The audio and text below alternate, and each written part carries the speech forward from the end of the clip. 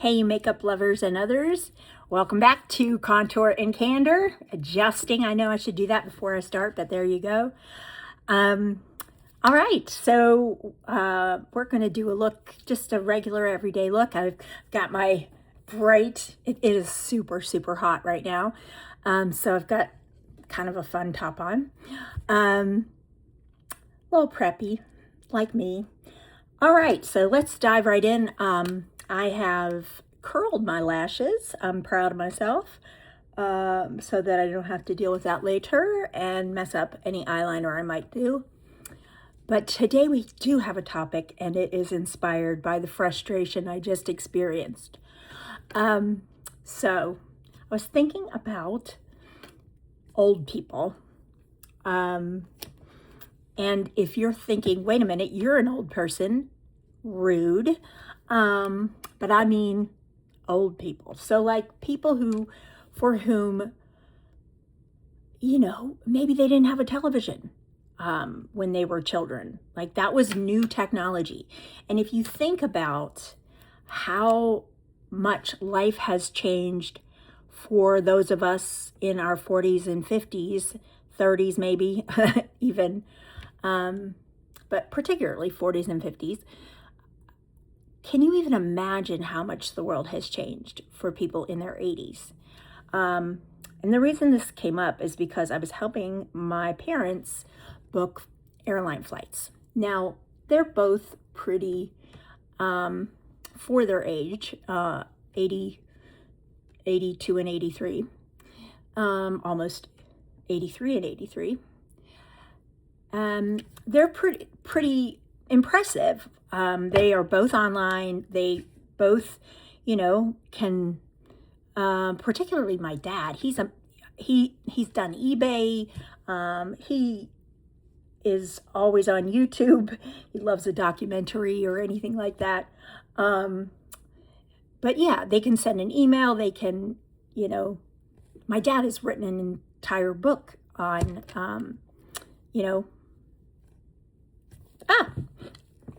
sorry, on a computer. So they're much more, they do email, the whole deal.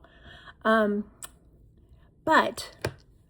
when it comes to something like booking a flight, particularly my mom, it's overwhelming for her. And she's always afraid she's going to get burned online. Because you hear about people being scammed, having their credit cards stolen, all kinds of things, which happens, absolutely. But I was just thinking about it. My dad goes by his middle name, and it's sort of a thing in our family. A lot of the boys in our family go by their middle name. But it's problematic when you try and book a flight. So, oh my gosh, it was such a hassle for me. And I'm always online. I've been the troubleshooter in several of my offices. Like if somebody has a tech problem, not that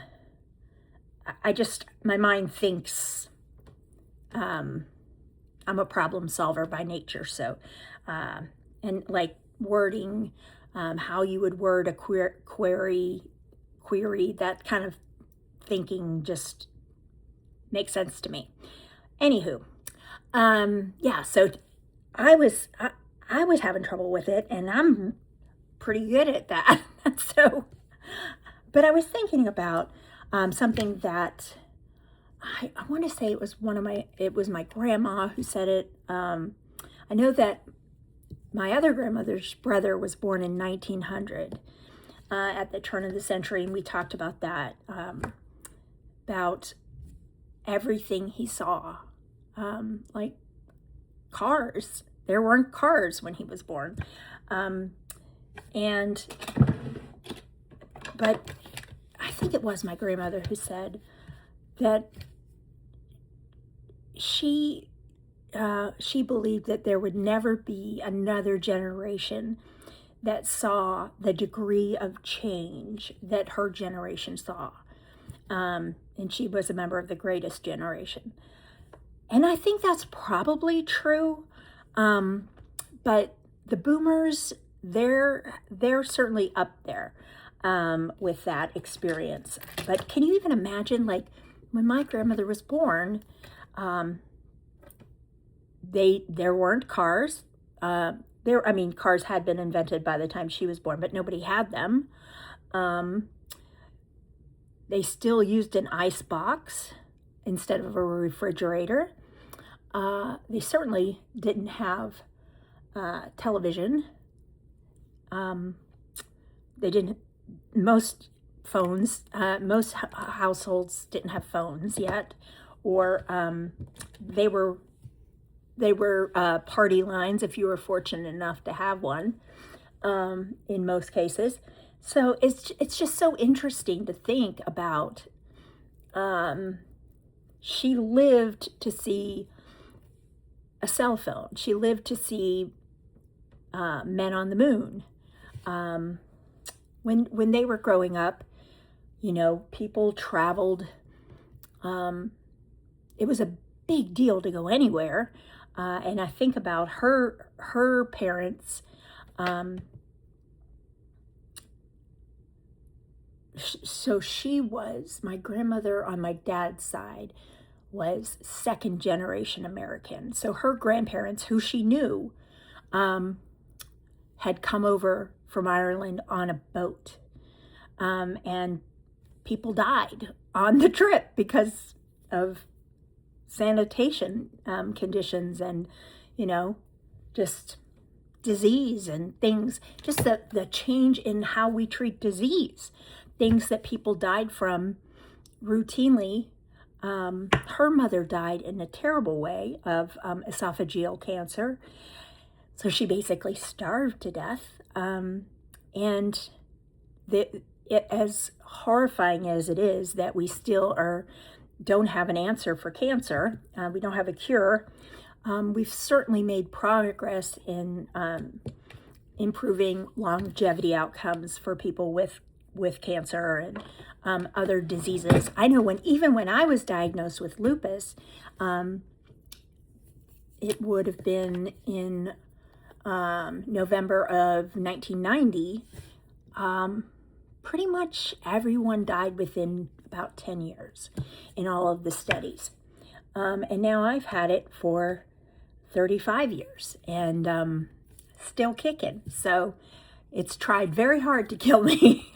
We'll say that. It has tried on multiple occasions.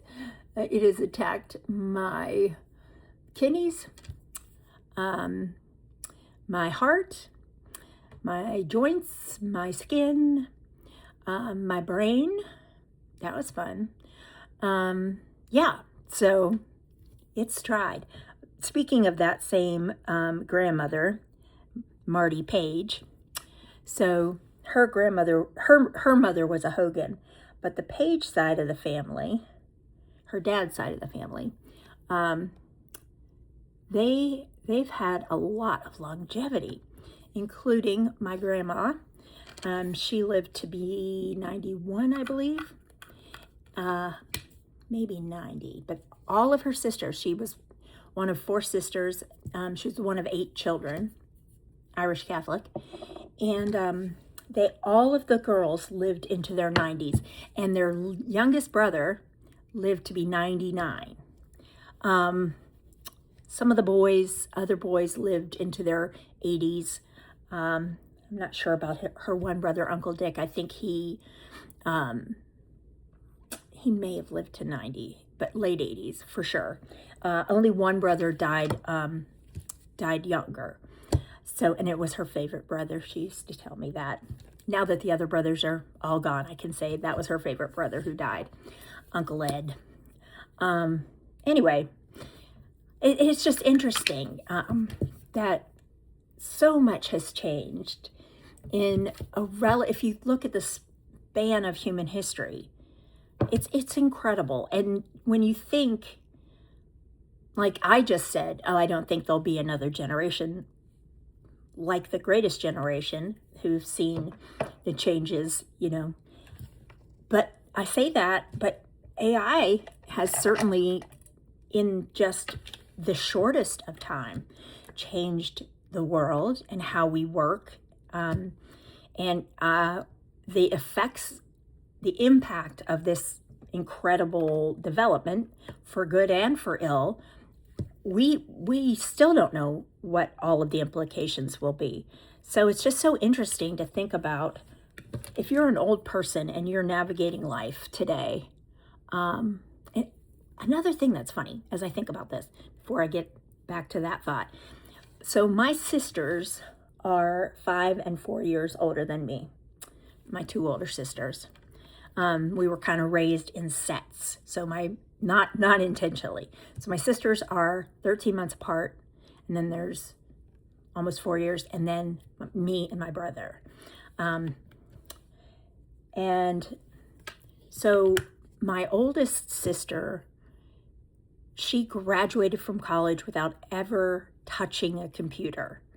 And she's the first year, depending on which scale you look at, which chart and graph you look at, she's either the first year of Gen X or the last year of the Boomer generation, or the, I forget what they call that, middle kind of like micro generation that's between the Boomers and Gen X. So she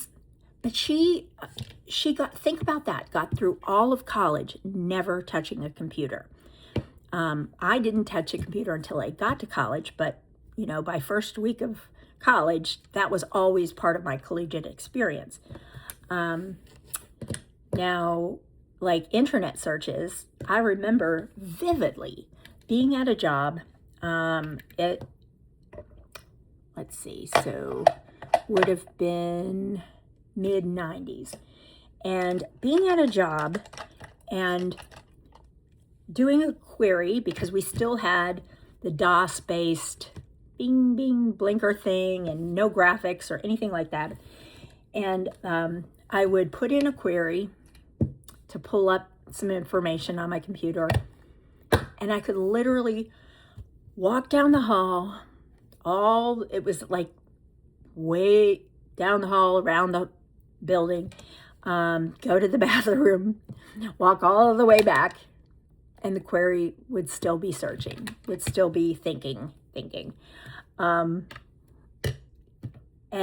I think about that, and now that would, you just trash the whole thing. We get impatient. I was on my mom's older computer, and I was getting so impatient because it was taking too long, because it's just not as fast as my computer, which is seconds. And I still get like, come on, why is it taking so long? I'm naturally impatient, which is not good, but the world is just moving at such, and she always says to me, it's like she's hovering over my shoulder, and she's like, you move too fast for me. She's trying to follow what I'm doing when I'm online. But that's the world. The world moves too fast for a lot of people in this world. And you think about that, and you think about the people who live in third world countries and don't have the same access to technology, and their lives have not been impacted in the same way. But they also don't have the same opportunities that those of us in first world countries have. They probably don't have the same stresses that we have either. But it's just such an interesting thing to think about. And I feel like I was part of just the golden generation in so many ways, because we got technology at a time where it could really help us, but we still had our childhoods without cell phones, without personal computers at home. Those of us who were born at the end of the 60s, beginning of the 70s, we were so blessed. We went outside and played. We didn't really have a choice. Our mom would say, go run around the house, if we were driving her crazy. And we would literally go run around the house, the outside of the house. And we would leave in the summer, we would leave the house and be gone for hours and hours and hours on our bikes and playing with friends. And, it was just such a different experience. And then by the time I got to college, computers had arrived. And, all of a sudden, I remember typing a term paper in high school. I had this absolutely brilliant history teacher. Shout out to Mr. Woods. And he taught us how to study. That was just such an incredible gift that he gave us. And we certainly didn't know it at the time. But he would say every 5 pages, you had to have an index card that summarized what you read on those 5 pages, what the key points were. And it seemed like such a pain in the behind at the time, right? But when I went to college, I knew how to study. And there were so many kids who were super bright kids. And things at the high school level had come so easy to them that they could literally just sit back and listen in class, and they would get enough, absorb enough, that they would just breeze through. Well, then they got to college with other really smart kids, and they struggled because they did not know how to study. That was not the case for anybody who successfully navigated Mr. Woods's history class, U.S. history class. But yeah, I remember doing a term paper for him, and on an electric typewriter, so that was at least a step up. I learned to type, because I went to this Catholic high school, on this manual typewriter. So you used to have to bang. Ugh! I was terrible. I'm much better now, not on the manual. But anyway, so we had an electric typewriter at home, but it was the kind of thing where you either had to take the paper out and use whiteout, or if you had those little papers you could insert that you'd backspace and you'd hit the key again, and it would like transfer the little white over your letter so that you could type on top of that error. Oh my gosh, it was such a mess. And for my big term paper for Mr. Woods' class, I was literally cutting with scissors and taping it, and then we'd go and Xerox it so that it would be that was so hard. They have no idea, these kids today, but they have no idea like how advantaged they are just being able to backspace and type something new. That would have been amazing. But the night before that paper was due, and I had been working on it. I wasn't a last minute Lucy, but it was bad. I was like in tears. It was so hard. Just you'd make a mistake and you'd just be like, no, not again. You'd have to figure out how to fix it on your typed paper. Oh, so bad. But yeah, we got through it. And then all of a sudden the computer, when I got to college, it was like, amazing. Backspace, retype, amazing.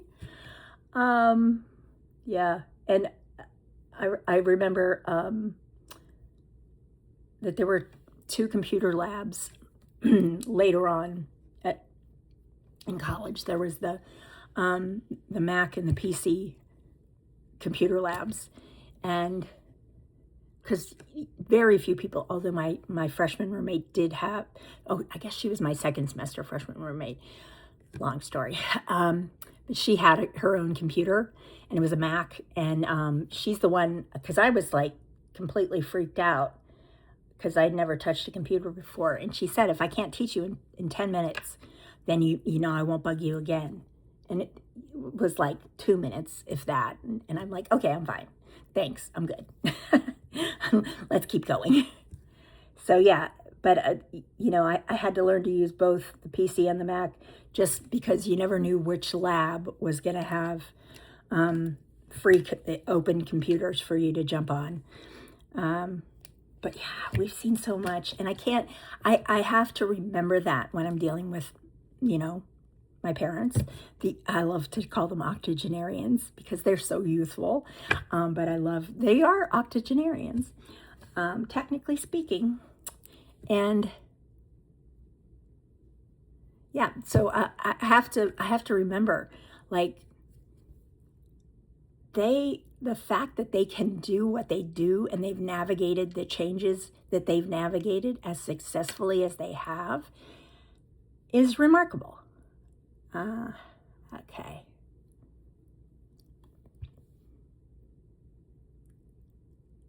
Yeah, but simpler lives, there's something to be said for that.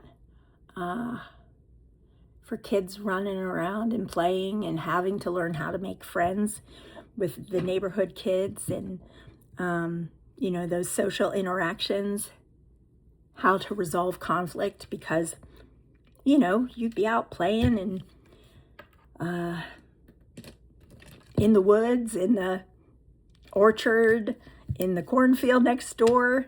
We had one next door, which was amazing. But yeah, you had to learn some very valuable and practical skills just by the nature of how you played as a child. And a lot of today's kids, they lost that. They never got that chance, which is kind of sad, when you think about it. And now you wonder, like, we knew for the most part what was real and what wasn't real.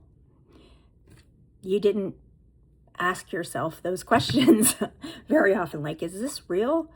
And now almost every day you read something, you see something online, and you ask yourself, is this real or is this AI?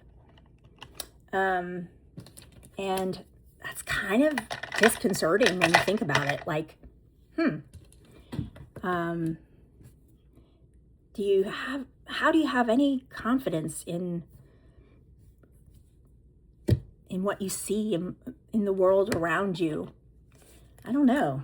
It's going to be an interesting world to navigate for the next generation, for my grandkids, my grandnieces and nephews. But anyway, just think about that. Think about old people and maybe have a little more admiration for what they've had to navigate, the changes they've survived and enjoyed and had to adapt to, and maybe a little patience. I speak to myself more than anyone on that. Oops, sorry, I'm throwing things around, as we say in Pittsburgh, throwing them around. All right. So just finishing up this look, I desperately need some top liner. If any of you watched yesterday's video, I did the Parisian look. Would love your thoughts on that, other than the fact that I finished with red lipstick on my tooth. That was lovely. Didn't even notice until I took a still and went, oh, that's nice. Sorry about that. But yeah, any kind of makeup looks you're interested in seeing me attempt, I can't say succeed at, but I'll certainly attempt them. That would be fun. All right, mascara and we're finito. So, nothing exciting happening here. Oh, my meatloaf turned out great. For those of you who watched yesterday, it was pretty good. I did a modified Ina Garten easy meatloaf recipe. Yeah, I have to say, I think I improved it. I know, that's a bold statement. It's Ina, but I added barbecue sauce to the top as well as ketchup. Yeah, and I liked it. I think it's better. I don't cook a lot. I used to sit I used to hardly ever cook. I've upped my cooking recently, somewhat against my will. No, I don't love to cook, but I do love the result most times. Okay, so I used the Ilia mascara on the lower lashes because I thought it would be easier to not smudge. Did I even put any on though? It doesn't even look like I put any on. Little. Okay, then back to my favorite, the Thrive Cosmetics Liquid Lash Extensions. It's just so good. I mean,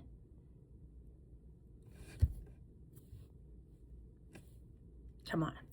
Yeah, it's just so good. You barely even have to touch your lashes with this stuff. It's just formulated perfectly, in my opinion. In my humble yet always accurate opinion. Alrighty. Now, I gotta pat out where it has settled, pat it in, and then I can set.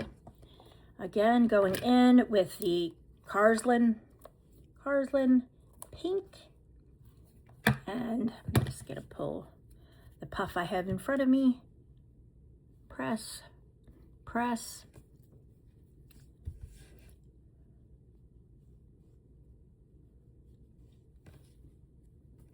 Not bad. All right, let's set it and forget it.